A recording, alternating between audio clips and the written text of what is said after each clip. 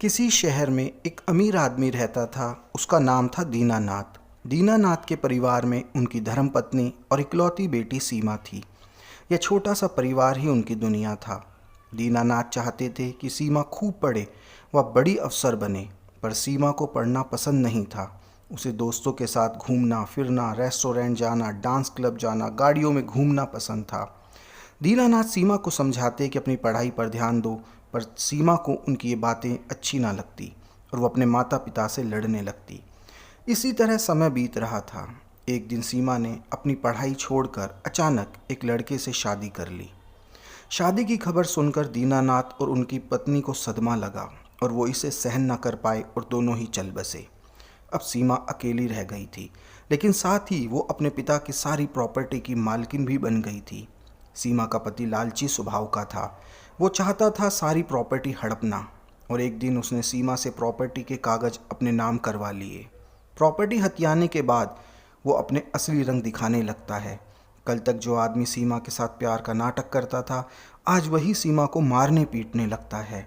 हद तब हो जाती है जब वो एक दिन सीमा को घर से बाहर निकाल देता है। सीमा अब पछता रही थी, अपने माता पिता को याद करती है, पर अब क्या हो सकता था। सीमा को अपनी ज़िंदगी भी जीनी थी और उसके लिए उसे काम करना था, पर पढ़ाई तो उसने पूरी नहीं की थी, इसलिए अच्छी नौकरी की उम्मीद उसे नहीं थी। अब वो छोटी मोटी नौकरी करने लगती है, कभी होटल में, कभी फैक्ट्री में। इस तरह दिन बीत रहे थे। अब उसको गरीबी का पता चल रहा था। वो बड़ी मुश्किल से अपने दिन काट रही थी। तभी उसके भाग्य ने करवट बदली। उसे एक घर में नौकरी मिली।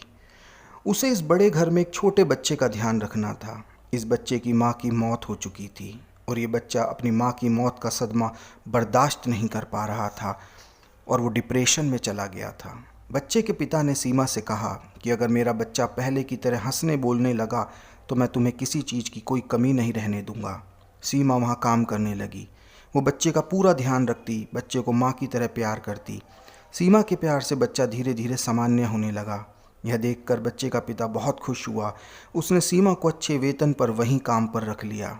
सीमा को अब सब कुछ सही लग रहा था, परंतु एक दिन बच्चे का पिता एक दुर्घटना में मर जाता है और बच्चे को उसकी बुआ अपने साथ विदेश ले जाती है। सीमा अब वापस पहले वाले हालात में पहुंच जाती है।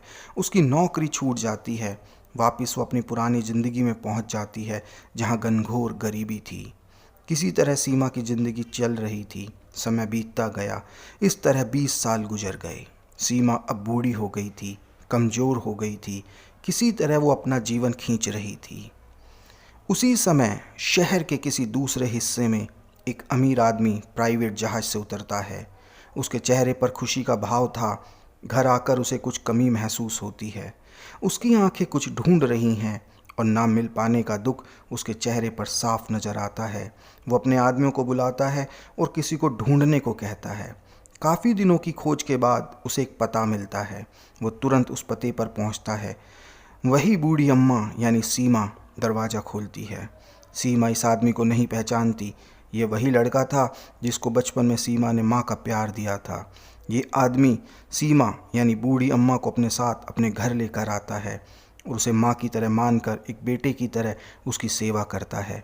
बचपन में सीमा ने उसे माँ का प्यार दिया, अब ये बेटा बनकर उसकी सेवा करता है। इसी तरह कहते हैं, अच्छे कर्मों का फल हमेशा अच्छा ही होता है।